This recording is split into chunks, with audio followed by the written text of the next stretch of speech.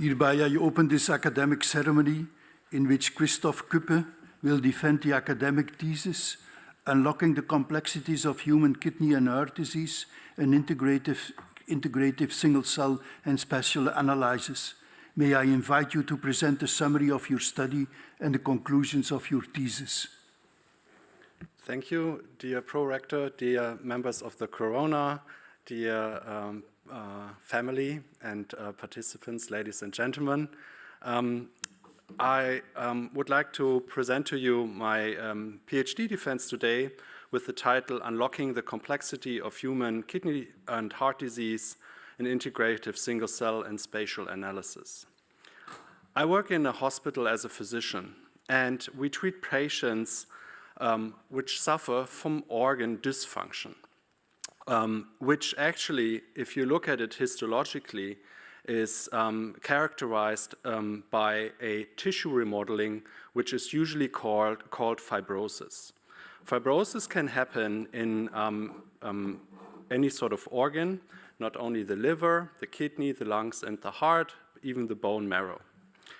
I'm a nephrologist, so I treat patients with kidney disease. So let's focus first on the kidney.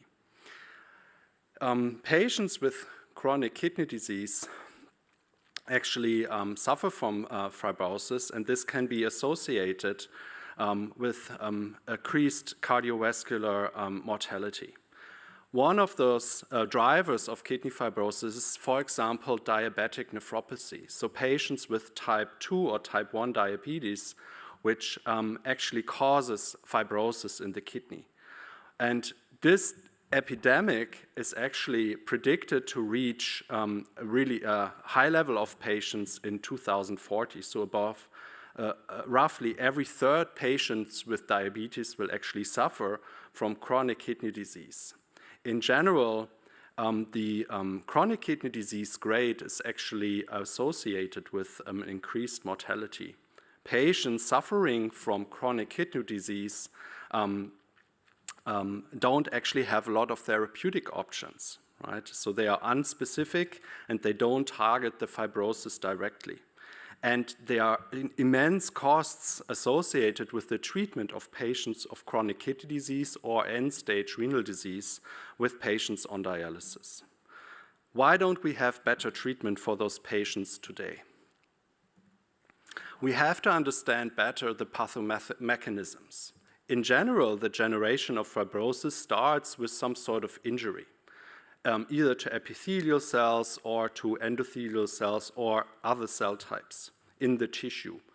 And this leads usually to an induction of an inflammatory reaction, which activates myofibroblasts.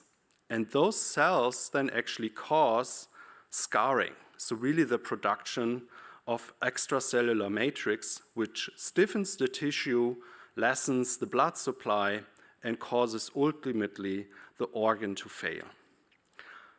One of the questions that we try to answer is really to move forward and identify novel targets. What are the cellular origins of myofibroblasts in the human kidney, since this was unclear? If you look at a histological image of a human kidney fibrosis, which you can see here, you realize immediately that this is a really complex situation.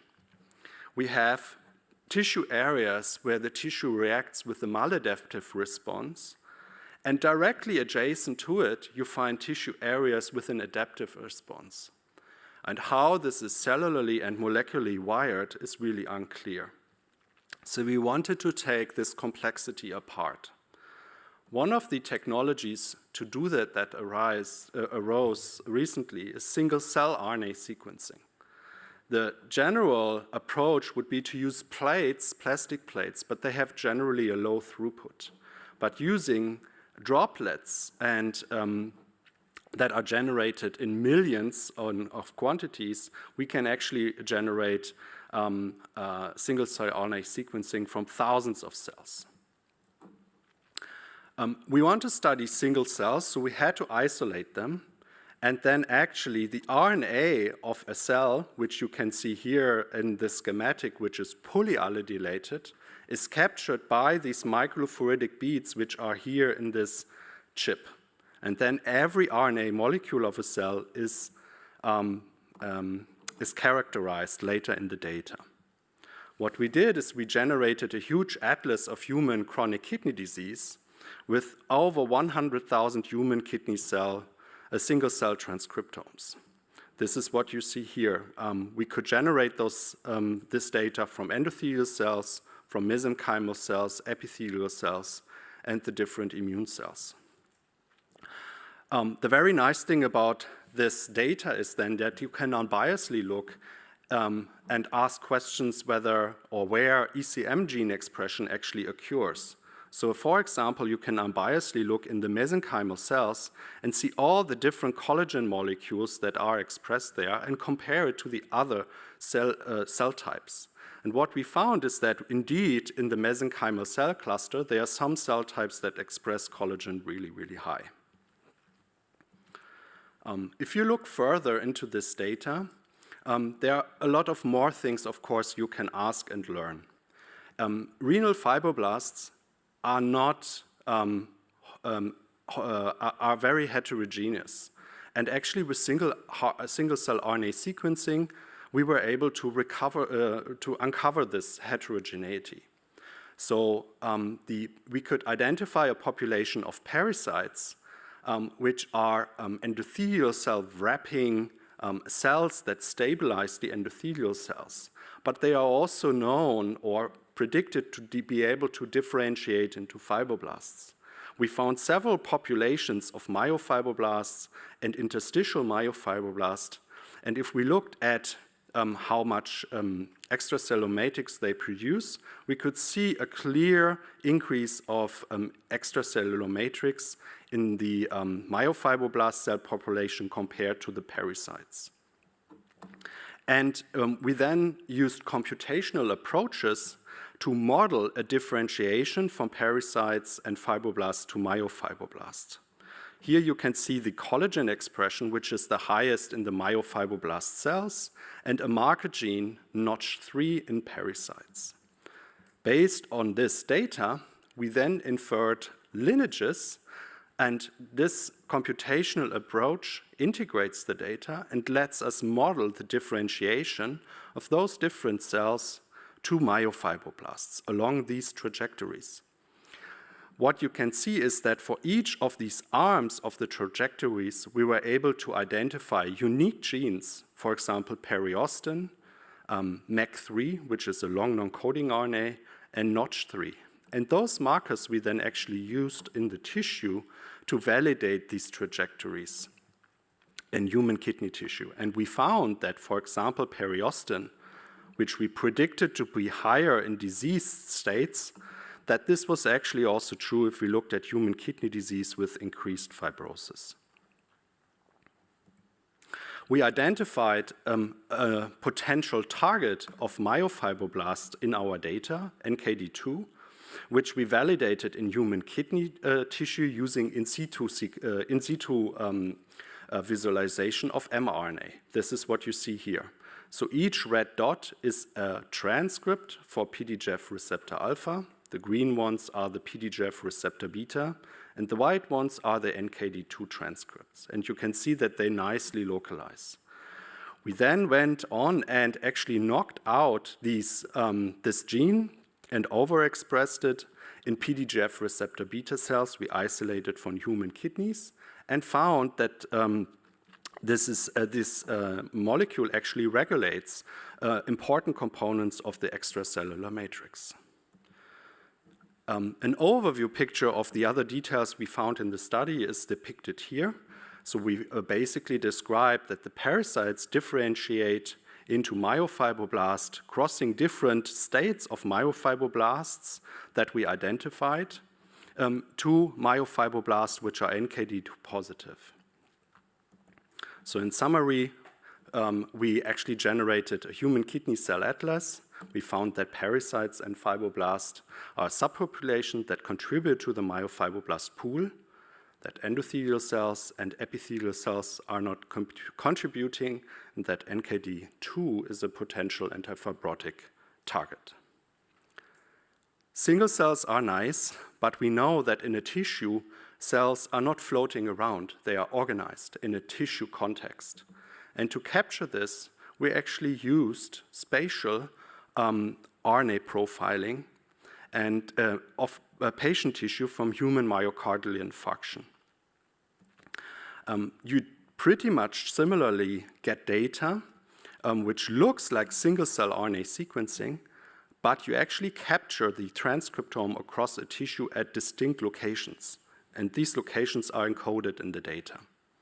What can you do with this type of data? You can, of course, look at where which cell type is. We have used a certain deconvolution algorithm for this. Here you can see the score for the cardiomyocyte in the tissue, and clearly where the area where there are larger vessels, they are negative. But if you look at the vascular smooth muscle cells, those are actually positive in those locations. The exciting thing about this technology is that we applied this not only to find cell types, but actually correlate them to pathway activity and even transcription factor activity, as you can see here. So in this study, we looked not only at control frozen human myocardial tissue, but also at the border zone, ischemic zone, and fibrotic zone, which are all distinct zones in the human myocardium, which basically emerge after an ischemic insult. And particularly the border zone is interesting because here the tissue is damaged, but the cells can recover, and thus this is an area of high interest. And we found that we can clearly identify this also on the transcriptome level. Spatial data helps you, but helps you also to uncover novel things. So, for example, you can look at the major cell types and how they are organized across the tissue, and you can identify gradients. So, for example, if we look at the myeloid cells and the fibroblasts, so the immune cells and the cells that cause the fibrosis, we can map this onto the tissue and can see a clear spatial pattern of these myeloid cells, the inflammatory cells being here on the border and the fibrotic cells more in the middle. And we can use the spatial data also to validate cell states. In single-cell RNA sequencing, often we identify numerous cell states. For example, here for cardiomyocytes, we found actually 5 in our data, but the question is always, is this really biological relevant? You find certain target genes of each of these subpopulations, and you can validate them by RNA scope. And this is a technology that looks at the transcripts in the tissue. And then we did this for a lot of different regions in the human heart. But if you look at the spatial data, we can clearly see where those cell state map. So we predicted that this cardiomyocyte 1 population was a healthier population, that cardiomyocyte 2 was like a pre-stressed population, and the cardiomyocyte 3 state was a stressed population. You can clearly see how regulated those and how they are distributed across the tissue in this border zone patient, and that really makes a lot of sense. The next step that we took is we integrated not only the spatial RNA data, but we also had data about the open chromatin, so the DNA. So this allowed us to not only look at what genes are expressed, as I've previously shown, but it also allows us to better understand why genes are expressed. Because the gene regulation actually is not only regulated on the promoter level, but also at distant sites of the DNA in enhancers. What you are looking at here is a so-called gene regulatory network. So if we look at the different cardiomyocyte states, you can see factors, transcription factors, that actually regulate the differentiation of those healthy cardiomyocytes to the a little bit stressed and severely stressed cardiomyocyte, which now allows us basically to identify novel therapeutic targets, for example, transcription factors, and their associated target genes. And we can look at this over pseudo-time to better understand basically how the transcription factor activity is regulated, but also the target genes. And these here are really corresponding transcription factors and their target gene expressions over this pseudo-time that we created.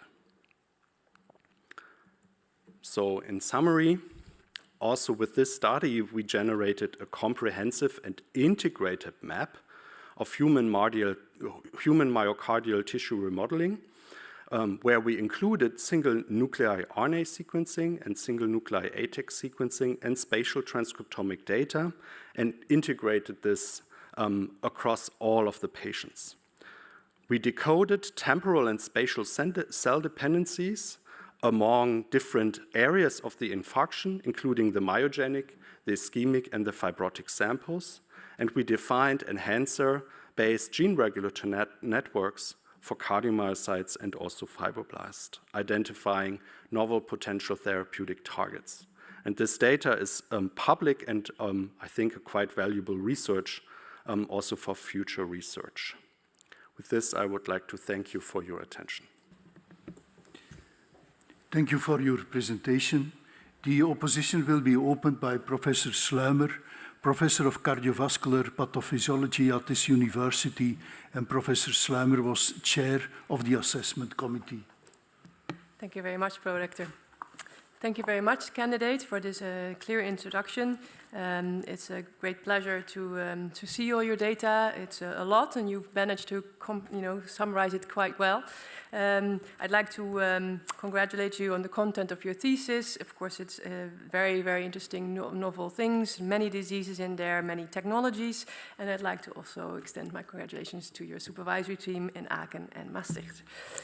But apart from all the niceties, we still have a job to do. So I would also like to ask some questions about your thesis. I would like to ask some questions about chapter 3. And the first question is, what results from your thesis do you think will reach your kidney patients for diagnosis or therapy the soonest? Thank you very much for this question, esteemed opponent. That's a very good question because, of course, nowadays lots of data can be generated, and the question is, how can this be translated? One of the things that is already underway is actually exploring NKD2 as a target for kidney fibrosis, which is currently taken forward in a startup in Aachen, which I think is really exciting. But of course, there's more than just one target in this data, and we are actively, of course, exploring. One of the potentials is, of course, taking other targets forward into validation, but the furthest one is actually the target NKD2. But also, there's a lot more to do to characterize it, to identify a lead compound, to go to drug development, which is, I think, really challenging.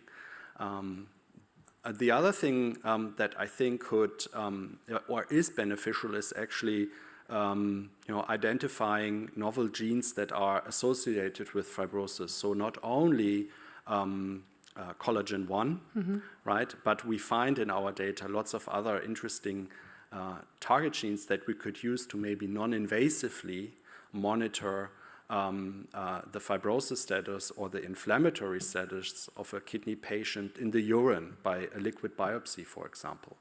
And I think this also has some potential because this is something we don't, on the routine basis, biopsy every patient to identify, okay, this patient has a lot of fibrosis or not. But this could be a way forward in getting this information and include it in therapy decisions in the clinic. Okay, well, that sounds very interesting. And I agree that NKD2 was a very interesting target, so I'd like to ask a little bit more follow-up questions on that. You silenced it in the PDGF beta cells and in the organoids, and it prevents fibrosis. But I was wondering a little bit more about the mechanism, and could you elaborate on how do you think it works? Yeah, so that is also a question that is, let's say, not entirely solved because we have some ideas about this. NKD2 has been described as a regulator of the Wnt pathway. And this gene has been studied actually in fly. And there it has been proposed as a Wnt inhibitor. So it actually associates with the plasma membrane and interacts with the Wnt pathway components. But it's not, let's say, entirely clear exactly in a human cell system like a fibroblast which of these Wnt pathway components they are. And to be honest, NKD2 could also be a co-receptor for other pathways that are involved in the regulation of fibrosis, for example, the TGF-beta pathway. So to really dig into the exact mechanism other than to know it's associated with Wnt, and Wnt inhibition actually is known to have a role in regulating fibrosis, there's more needs to be done to clarify this on a molecular level exactly. But I was wondering if you also considered other pathways than fibrosis itself, because if you go to page 50 of your thesis and figure 4C, you show that NKD2 is correlated to several genes in myofibroblasts that you can see in the bottom right corner, but it's also very strongly correlated to pericytes. So I was wondering, does NKD2 also affect differentiation of mesenchymal cells? Thank you very much. That's a very good question. I believe so, but we haven't tested it. And how could you test it? You could definitely test it just in vitro by knocking down the NKD2 and adding inductors for myofibroblast differentiation like TGF-beta or maybe IL-1-beta in addition. There are also computational approaches to do this, but yeah, we haven't really looked into this in detail. Okay, thank you very much. Then I have one last question. So you have shown now causality in cell systems and in the organoids, but not yet in vivo, right? And I was wondering, have you been able to acquire, or how would you acquire an idea if you also have human relevance, human causality? I mean, your data are, of course, descriptive, but how would you get a sense of causality?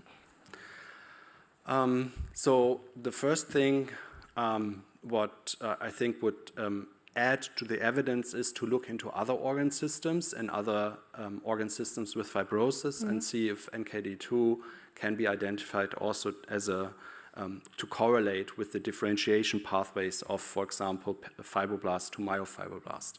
That is actually the case, right? So there's some lung data out there that clearly indicates this. But as you mentioned, to really have a causal, to perform experiments that show a causal relationship, one would need to do an in vivo mouse model or something to really look this up, or use human organoids. There is one other option, and it's not completely causal, but it gives you a good sense. That would be Mendelian randomization. So I was wondering if you're aware if there's any SNPs in NKD2 that are correlating to processes that are relevant in kidney fibrosis. We haven't looked particularly for NKD2. I know that the GWAS data out there, for example, for IgA nephropathy or for other kidney diseases, they're usually the usual suspects that come up, like uromodulin and other genes, and NKD2 is usually not on the list.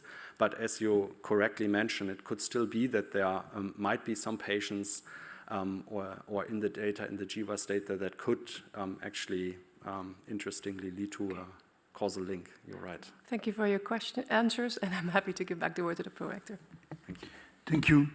The opposition will be continued by Professor Vernooy, Professor of Cardiology at this university. Professor Vernooy was member of the assessment committee and he is the secretary of the degree committee. Dear candidate, congratulations. Tremendous piece of work, really. Congratulations for that. And also, of course, the promotion team, I would like to involve in that. But we're here to ask some questions, and it won't surprise you that I focused on chapter 6, as I'm a cardiologist, mainly focusing on arrhythmia. So this is really a little bit far for my bed show, but it's really impressive work, I have to say. So I would like to think with you, how could this research translate into clinical practice? You won't be surprised by that. You're a clinical doctor yourself, so you do have an idea about that, although this is a little bit also not really your topic as a nephrologist maybe. So, of course, you start off with a sentence, and it's mostly done, of course, with clinical research. Coronary heart disease drives acute myocardial infarction and is the largest contributor to cardiovascular mortality. And then you end up in the valorization that the study provides an integrative molecular map of human myocardial infarction, which can serve as a valuable reference for the field and pave the way for advanced mechanic and therapeutic studies in cardiac disease. So could you comment on that? What could be then the next steps to study this further and to get this into practice? So I think the idea would be to, let's say, we know that in fibrosis and in heart failure, the tissue remodeling leads to a change in the electromechanical coupling in the heart, right? And obviously, of course, there are some drugs known to be able to, influence this and help the patient from getting the ventricular tachycardia, for example.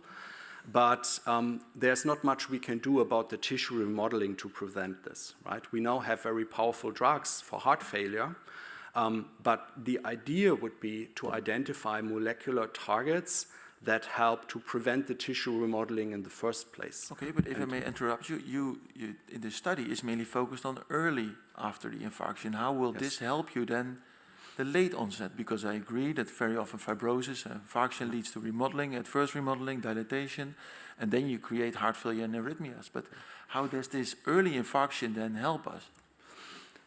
Yes, we actually covered not only the early infarction, also some later time points. I agree, we could include a lot more samples in this analysis, but I think the important thing is to capture the trajectory of tissue remodeling. And for example, at the moment, how diseased cardiomyocytes actually change their transporter spectrum on the cell in disease, in the tissue, is not really known. So for example, if you have an inflammatory area or a fibrosis area, how are the cardiomyocytes adapting to this change in their environment in terms of which receptors are expressed on the surface? Mm-hmm. This knowledge is starting to emerge from our data, not everything, because there are also still some technical limitations, right? But I think that this could help, for example, in the future to design novel cellular or even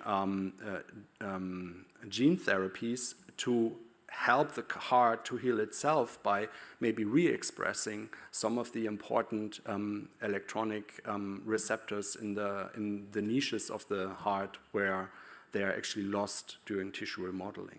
But then it's more in the direction of regeneration then, I have to think about? Yeah, exactly, yeah. Because fibrosis is not a bad thing in acute myocardial infarction. No, absolutely not. But of course we would want to dampen it or reverse it, even if that's possible in the long run. Yeah. So the remote zone could be really interesting then to prevent further adverse effects. Absolutely, and in our data we see that the remote zone is also not healthy. Right? I think it's still a little bit unknown what's really happening in the remote zone in an infarcted heart. I think there's some data already emerging, but how and exactly what happens is not really known. Okay. I was also wondering, how did you decide which was then the area of the border zone? Because that's a very interesting area, because in the acute situation, surgeons can see it that quite well, whether it's border zone, whether it's infarcted region, especially in the early onset after an infarction. Yes. So we had this information, we collaborated with the Tissue Biobank in several areas of the world actually, also in Utrecht. And there, before the researchers have done a characterization of the myocardial tissue and looked for genes that are typically upregulated in the border zone. for example, NPPB, which is a stress marker for cardiomyocytes. And actually, that's also what we saw in the other tissues that we sampled. From the other biobanks, we sometimes had an information that this is a tissue area from a patient which had a localized infarction, but we didn't entirely know, is this going to be remote zone or border zone? But there's a clear signature across all the patients that helped us to identify which sample is really border zone or not. Okay, so it was more like a hindsight evaluation rather than upfront evaluation. Yeah, I understand that. And so if you now would take the next step, if we give you 500,000 euros, say what we're going to do to really improve the outcome of our cardiac patients, what would you do and study next? What would be your next goal? Based on this data, I would actually focus on the tissue area, on the fibroblasts and the tissue areas that we have in our data where we clearly see that they are accelerators of fibrosis, and I would use those 500,000 to mechanistically validate those from the huge list that we have now, and then validate them maybe also in organoids and try to find targets that are really causally related to the tissue remodeling and trying to enhance actually regeneration after a myocardial infarction. Thank you. I'm very pleased with the answers and I would like to give the word back to the prorector. Thank you. The opposition will be continued by Professor Stoll, Professor of Genetic Epidemiology and Statistical Genetics at this university, and Professor Stoll was also member of the assessment committee. Thank you, Pro-Rector. Dear candidate, let me congratulate you on an outstanding thesis. I rarely see theses with that many Nature journal articles. I actually have to say I only saw one like that, which was from Mark Daly, who was one of the leading complex geneticists. So congratulations. It's also a testament for the great scientific environment you're working in. So my compliments go also out to your supervisors. Having this said, I'm a statistical geneticist, and you won't be surprised if I dive into some of those questions. And I would like to ask one of your paranymphs to read to us the Proposition 5. Proposition 5. The ability to map and align single-cell genomic data is becoming increasingly important as datasets grow larger and more complex, with new modalities being measured at varying temporal and spatial resolutions by Klein et al. Thank you very much. So I would like to hear a little bit about your view. You picked this proposition, so you may have a very strong opinion about the hypothesis behind it, but don't we, or shouldn't we think about a broader concept than just going into single-cell data? Because, you know, as you lined out, there are many omics data, including epigenetics, SNP data, like Professor Slimer noted. So could you give me an idea about your concept, how to deal with this multi-omics integration, and yes, a little bit your outlook on the future? Yes, thank you very much. I think this is really an important question because the complexity of the data is getting higher and higher, as you mentioned. Also, it's very unclear which omics data is really helpful to answer a given question. And I think that's also something that we should put forward is a hypothesis, right? And then data generation and trying to answer this question. So if you look into the details of how data is integrated, actually, if you look, for example, at single-cell and attack sequencing, in the process of integrating the data, there's the patient level, the individual patient level information is lost. We use a computational trick to link the most similar cells based on the promoter gene activity and the gene expression level in the data. But if we don't find that link very strongly, we also throw some cells just away. And that's, of course, not very good. And there are now computational tricks or algorithms that are very common now. They are based on an algorithm which is called optimal transport, that comes from optimal transport theory. And this is actually an algorithm that helps to keep as much information between the data set, but also find the best path to integrate the data.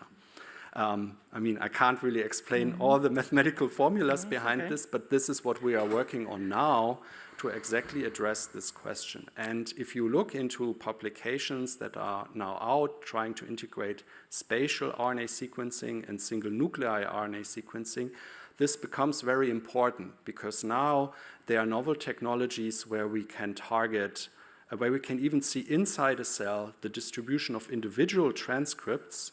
So we get a network of the gene expression even in single cells, but only for a distinct marker panel. So we have to define before the target genes that we want to see, and then we have to integrate it with other data. If I may step in at that point, because that was one of my actually extra questions, but aren't we committing a sin if we are using prior knowledge to infer something that we would like to find?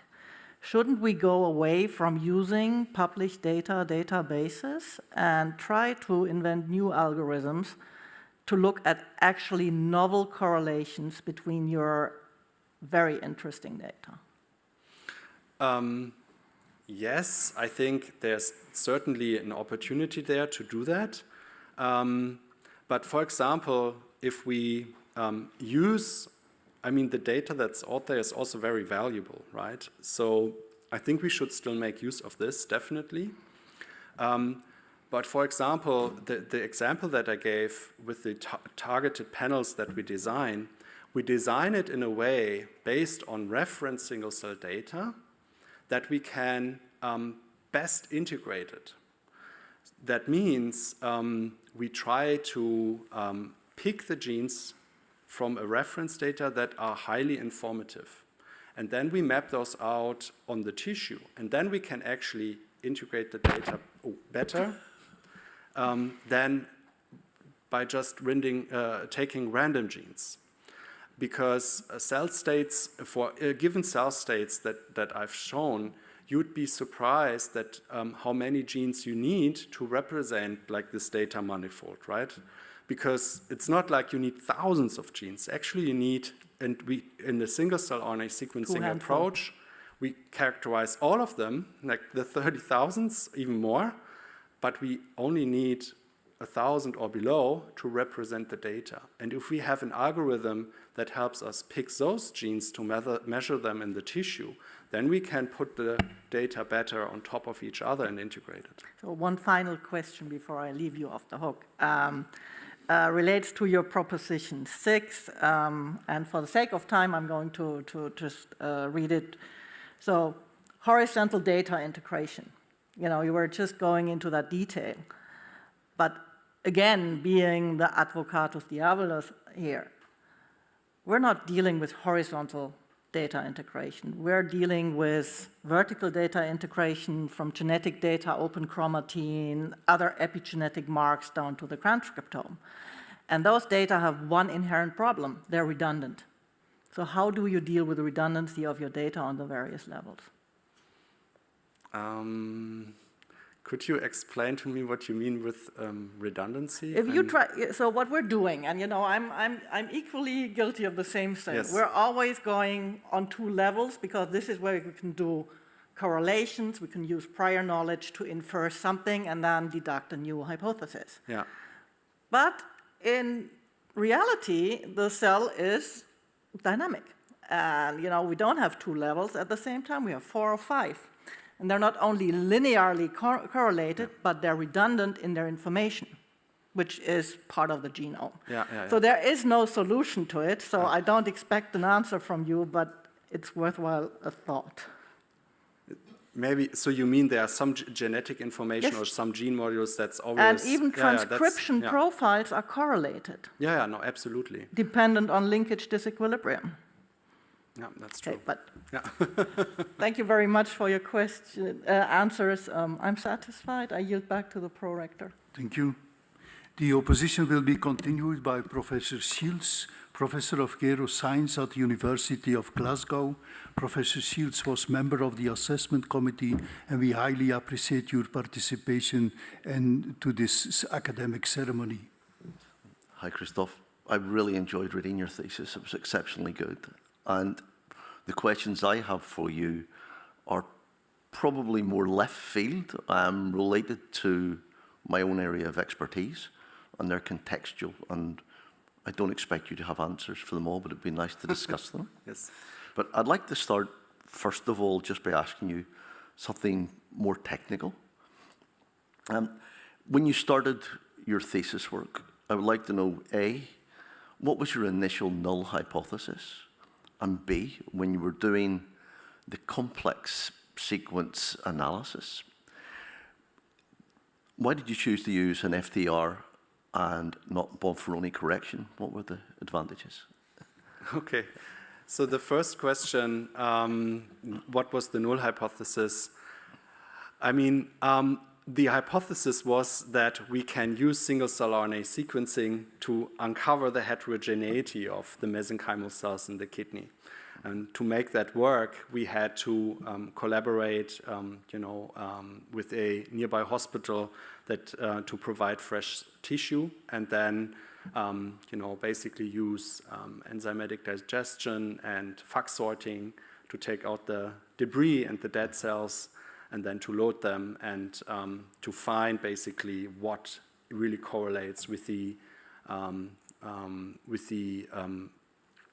expression, for example, of collagen 1, because our hypothesis was that collagen 1 is an indicator of, for example, myofibroblasts. To find novel targets, novel genes, even though some of them are redundant, but maybe we haven't looked at them very closely, and associated with this collagen expression in the kidney. Okay. So when you're doing your multiple comparisons of your sequence data, the difference between using a Bonferroni correction for multiple comparisons and using FDR. Yes. Can you discuss that briefly? So, I mean, in single-cell RNA sequencing, we don't use that at all, right? I mean, we use FDR, right? So I'm not really sure what I should discuss. Okay, no, it's just that FDR allows you to pick up things that you wouldn't otherwise see in a much more stringent test, and it's more appropriate to use in sequencing. Okay, so aging, you put a little model up at the start about how chronic kidney disease might arise, damage to an epithelial cell, and then a series of events after that. So let me give you an alternative hypothesis, one that has emerged from geroscience, often surprises clinicians. And we say that senescent cells are causative for non-communicable diseases. So if you take a senescent cell from a diseased kidney and put it in another organ, you generate the disease. And in that context, what we see is the primary event, the primary, Badenitis of senescence occurs in a stem cell. And you generate non-somatic mutations. That cell then loses its capacity to repair damage. There's bystander effects, and the senescence effect spreads. You get lots of inflammation, and eventually you'll get, in the kidney, chronic kidney disease. Mm-hmm.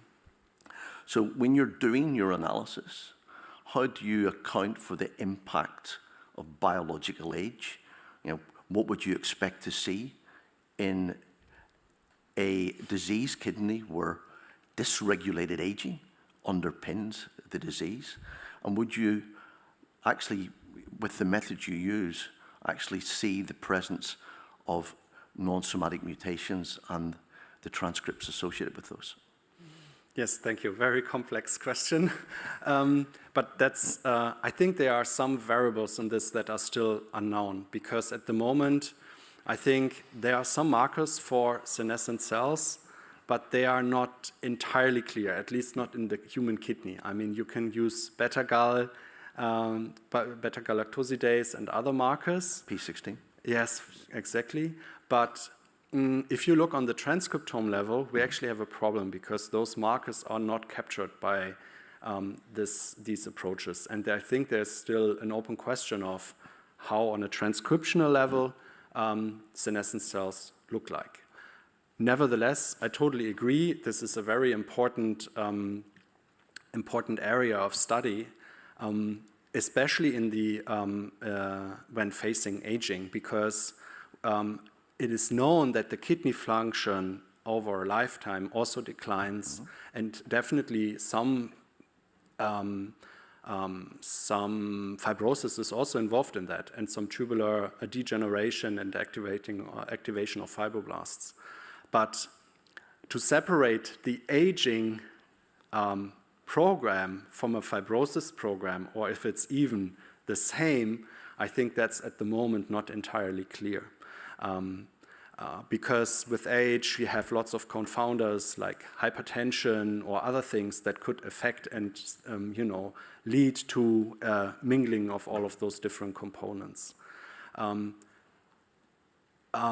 In regards to the genetic mutations and also those protein markers, the P16 that you mentioned, they are, and I think that's an exciting area for the future, is that we can characterize those additional modalities also in single-cell sequencing using multi-omics. And I think there it would be interesting to add, for example, these protein markers to the single-cell RNA sequencing experiment to capture this additionally. And then that would be my hypothesis that one could then actually identify the transcriptional signature of those. But I'm talking about non-somatic mutations. So you're looking at things that arise transcriptionally. So typically, you see the generation of transcript in lamin A that's truncated, and you generate progerin, and then therefore the cell aging accelerates. Yes. So if I come back to that in another fashion, you have a very, very powerful data set. And potentially, I think you missed a trick with it. And it's something you might want to return to. Another way of thinking about aging is the concept of allostatic load. So initially developed by Bruce McEwen and his colleagues, looking at cortisol stress responses in the HPA axis. Nothing to do with the kidney initially, but it works at a molecular and cellular level in the kidney. And you can look at it in the context of cell transcription and disease. So how do you think you might be able to use your data sets to give a picture of systemic allostatic load or wear and tear in the kidney or another organ?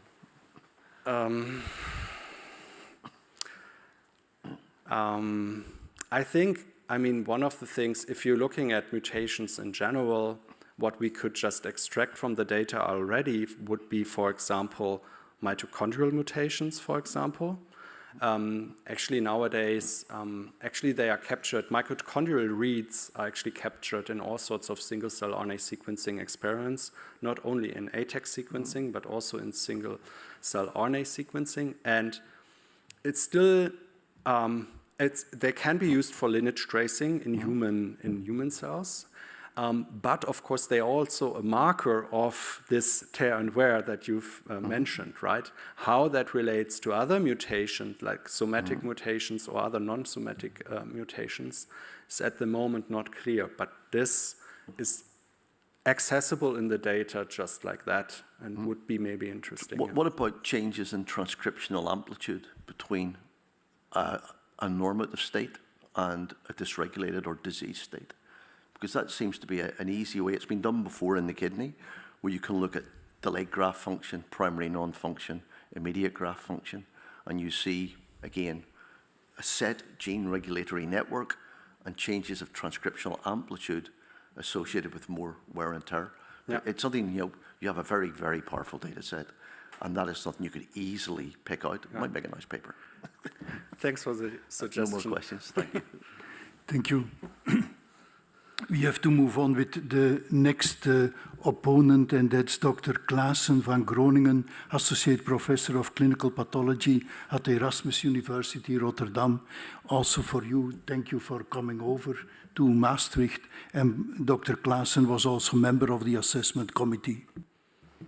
Thank you, Mr. Prorector. Mr. Candidates, first and foremost, I too want to congratulate you and your promoters for this excellent piece of work we have in front of us today. You put an incredible amount of work into everything you've done, and I think the subject of fibrosis is of great interest, not only to basic scientists, but definitely also to clinicians and patients, of course. The techniques you use are very novel and will definitely help us to not only find new things in fibrosis, but other also disease states in the human body.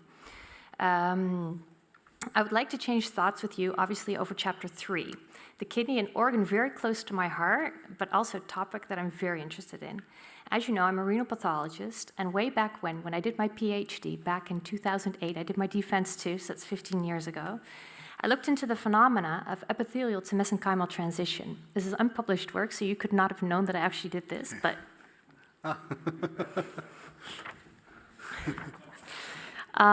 So kind of to shorten my introduction and make more time for discussion, it's good for you to know I'm a believer. I'm a believer in EMT. Okay, so that being said, in your study, you've investigated the origin of myofibroblasts and kidney fibrosis, and you found that myofibroblasts are predominantly derived from fibroblasts and parasites. Where do those fibroblasts come from? Because if we look back to the JCI study of Iwano et al. From Nelson's group in 2002, he showed that in transgenic reporter mice, he showed that actually epithelial cells were positive for FSP1. So how can you explain this, or is there a possible other way that these fibroblasts get into the interstitium? Yes, thank you very much. So first of all, I think the main difference between the study you just mentioned and the data that is presented is this was in mice and the other one is in human.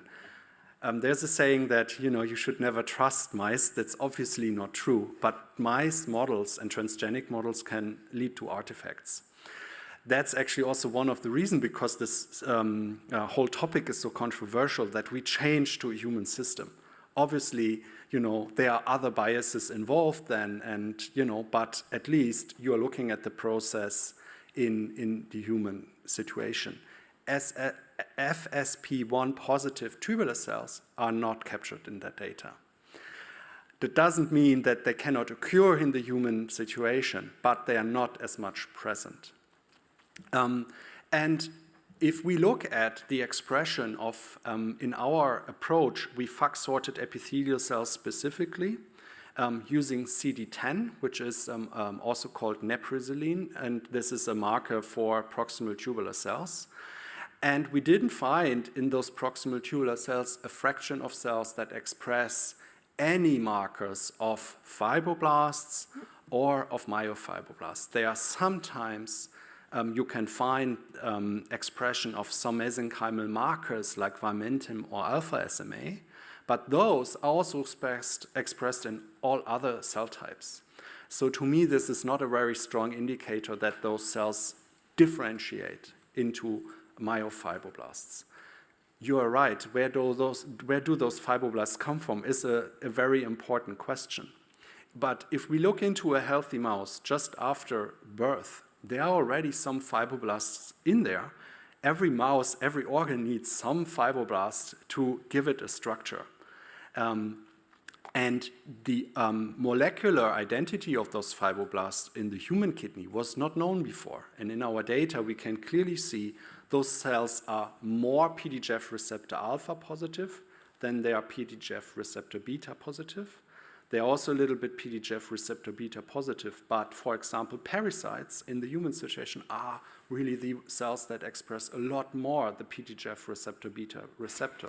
And just to stop you there, because this is very interesting. So you found indeed that the myofibroblasts and the parasites are basically the ones that produce ECM. Yes. And so the model, well, human's not a model, but the tissue you used were hypertensive chronic changes, and you related that to a chronic kidney disease database based on diabetic nephropathy, right? Yes, but we just did that to look at fibrosis markers, right? But it's interesting because, I'm sorry to interrupt you again. Yeah, no. Because both these types of disease, I'm allowed to do that, right? Yes, okay. Because it's very interesting because both those types of diseases are diseases of the microvascular structure of the kidney, of the body. So what would happen, totally different question now, would you still get the parasites and the myofibroblasts if you did not use these two types of tissue, but if you would have used, for example, membranous glomerulopathy, or you would have used cases with, for example, a tubular interstitial nephritis, would you still get those parasites, or would you go back and get those epithelial cells that I have in my a very good question. I just need the tissue to answer it. Okay, it's a deal. It's a deal. And I think maybe one more question? Oh, perfect. So you found these awesome targets, like the NKD2 one. What would happen if you knock this out in the human? Because we all know we need fibrosis for your matrix development. Our body, the way we stand, we need ECM. So if you target this, will we just fall apart, or how will this go? Yes, that's a very good question. I think for those, I mean, the anti-fibrotic therapy of the future will not be one where we try to take out all the fibroblasts in the organs. I give you an example of what is exciting, I think, in the cardiology field. There, for molecular imaging and also for cellular-based therapies, distinct subsets of fibroblasts are targeted that have on their surface the expression of a molecule, in this case, FAP, or fibroblast activating protein. And I think that's very exciting. So in the clinics later, we might be able to not only molecularly monitor the fibrotic status of an entire organ and how it correlates to the function, but we also have means to target those cells specifically by just taking them out using similar approaches like a CAR T-cell approach. And I think the fibrotic therapy will not target all of the fibroblasts in an organ, but we'll try, based on those technologies, to find those cells and states that we know push the system to more fibrosis and more higher progression of disease. And we want to get rid of them. Do you think those are organ-specific? Some of them are, but the hope is that those fibroblasts, like in this senescent phenotype that was mentioned in any organ, would be beneficial if you would take them out also in the other organs as well. But that's the challenge, to identify, these fibroblast organ-specific markers. Thank you. I now will return the questioning back to Mr.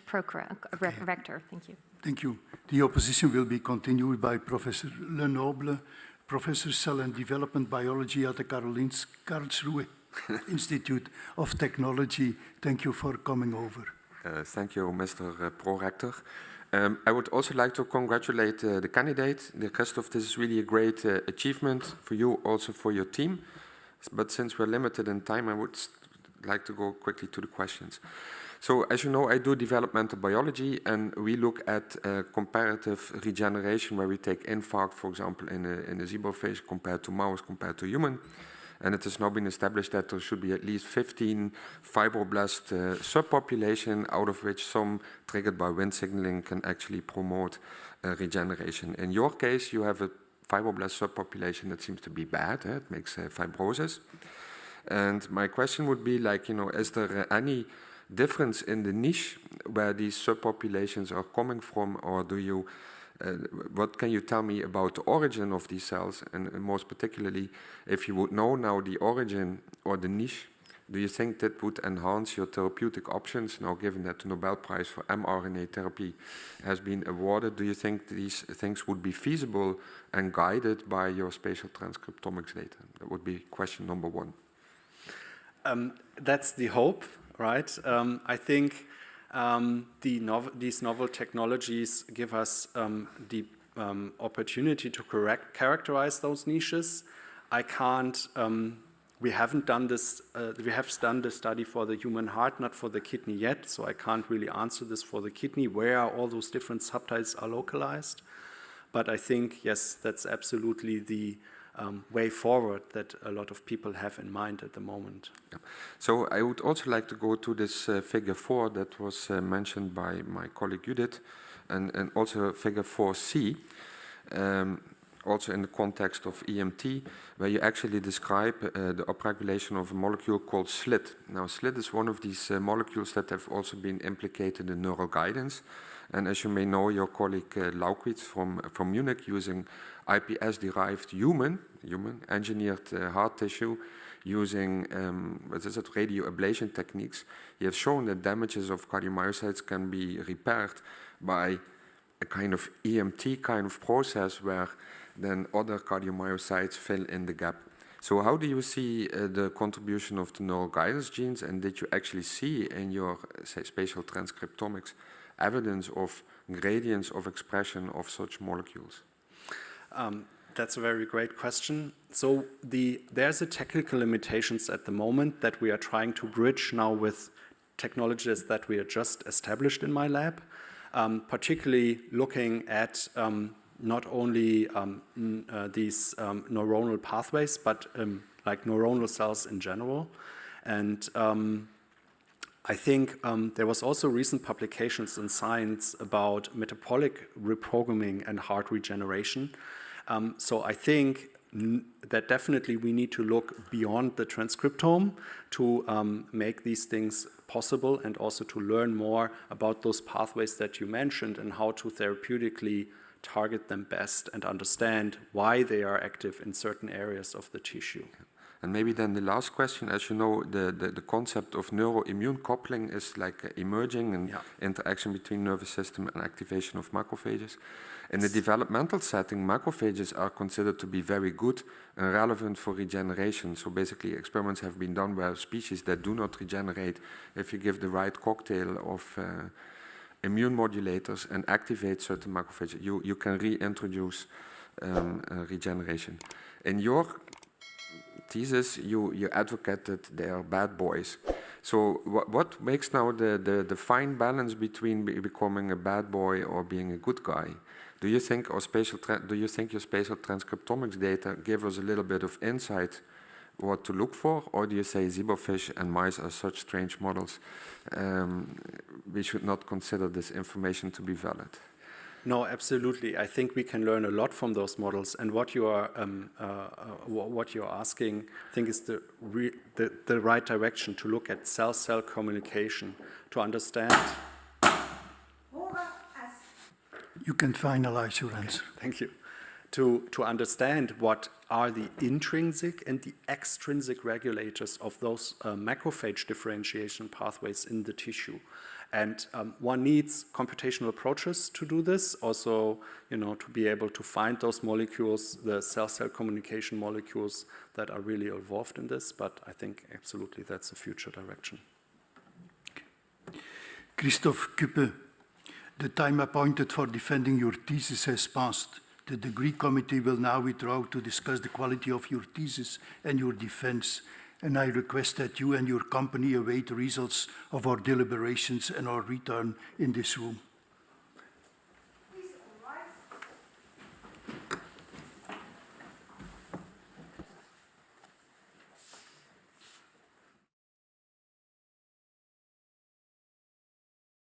The PhD defense has now ended. The degree committee will debate the candidate's performance behind closed doors. This process usually takes about 10 minutes.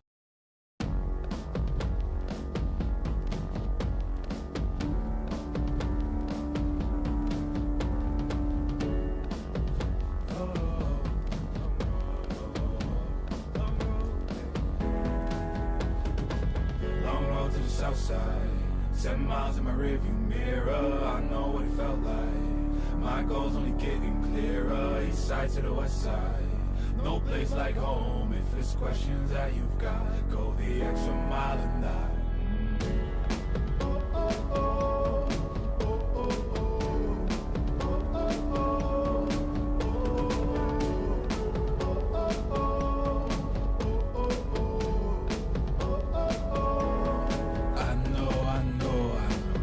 On the line, I know you know that I can't read your mind.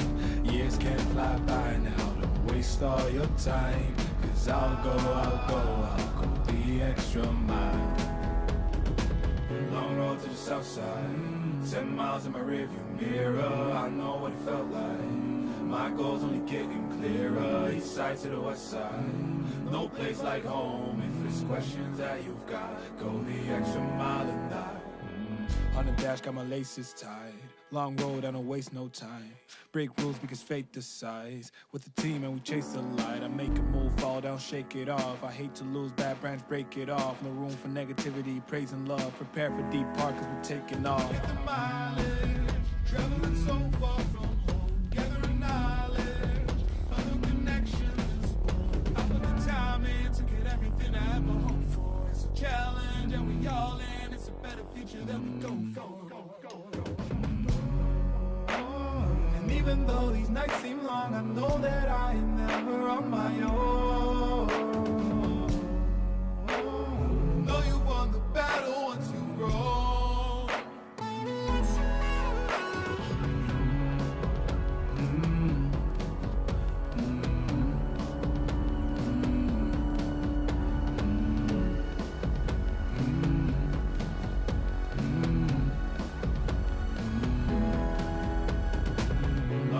South side, 10 miles in my rearview mirror. I know what it felt like. My goal's only getting clearer. East side to the west side, no place like home. If it's questions that you've got, go the extra mile and not. Long road to the south side, 10 miles in my rearview mirror. I know what it felt like. My goal's only getting clearer. East side to the west side, no place like home. If it's questions that you've got, go the extra mile and not.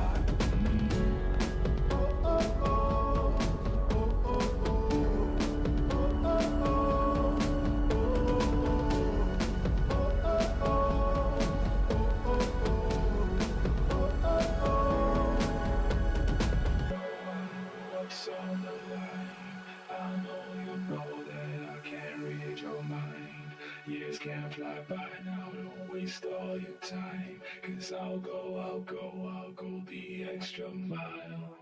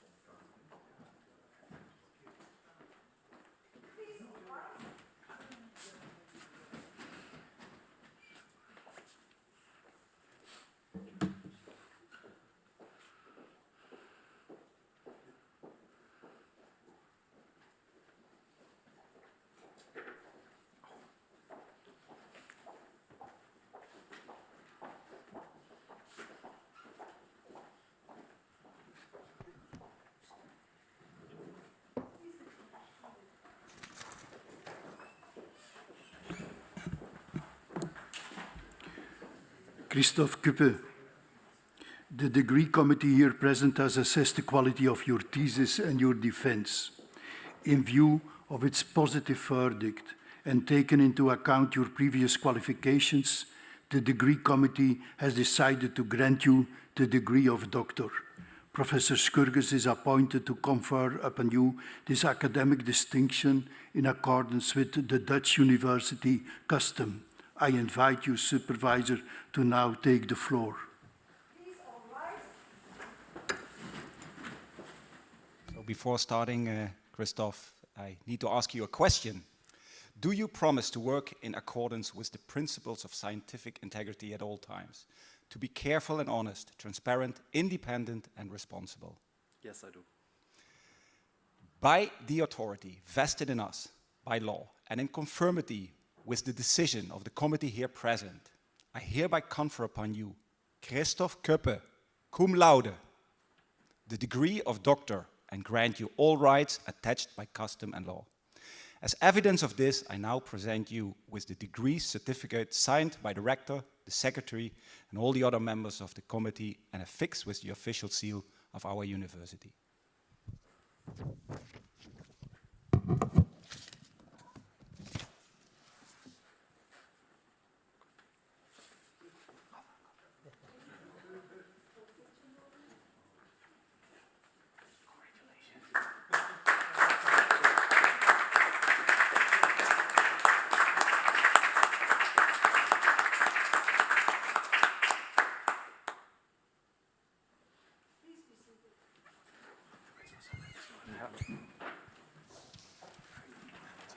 So, ladies and gentlemen, esteemed colleagues and distinguished guests, it's a great honor and privilege for me to stand before you today and deliver the laudatio for the PhD defense of now Dr. Christoph Kuppe, a remarkable individual who embodies excellence in every aspect of his life. Dr. Christoph, or Dr. Christoph now, in Germany you do also this Dr. Med very often in medical school, is more than just an exceptional physician-scientist. He's a true polymath, balancing his roles as a pioneering researcher and compassionate attending physician effortlessly. His contributions to the field of medicine have been nothing short of groundbreaking, with his innovative research paving the way for new understandings and treatments in kidney disease and heart failure. His commitment to advancing medical knowledge and improving patient outcome is truly commendable and has earned him respect and admiration of his peers. Beyond his professional accomplishments, Dr. Christoph is a loving husband to Jenny and a devoted father to Frieda and Emma, who are both here. In the midst of his demanding career, he has always found the time to nurture a warm and loving home environment.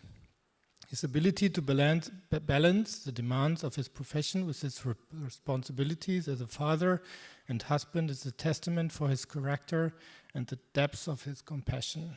In addition to his roles as a physician-scientist, husband and father, Dr. Christoph, or Dr. Christoph now, is also a cherished friend of many.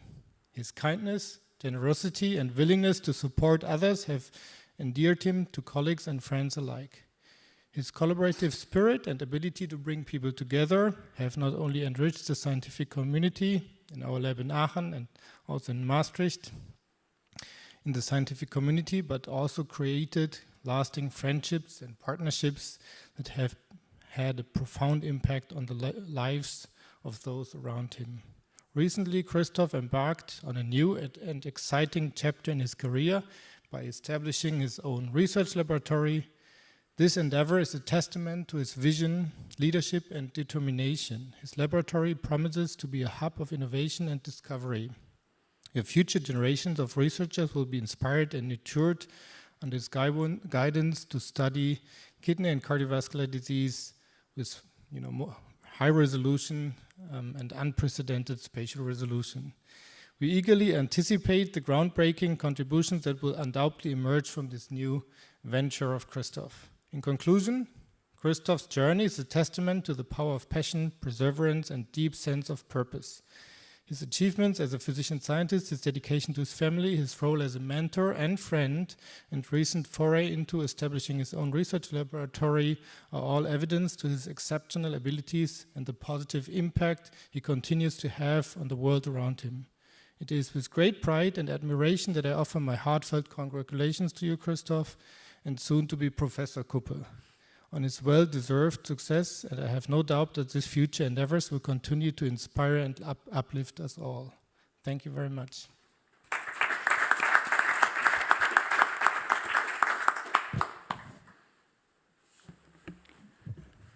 Dear Dr. Kuppe, also on behalf of the Maastricht University, I congratulate you with a degree and with a predicate cum laude, reserved in fact for the top 5% of theses at this university. It's quite exceptional. But you have also utilized contemporary and cut-off approaches, in fact, to study cardiac and particularly renal diseases. So we expect, and the scientific community and our university expect a lot of you in the future, and we are looking forward for your progress in this field of kidney and cardiac research. So before congratulating the candidate, we will make a picture on the stairs of the central hall, and afterwards there is a reception in the rafter. So I hereby close this ceremony.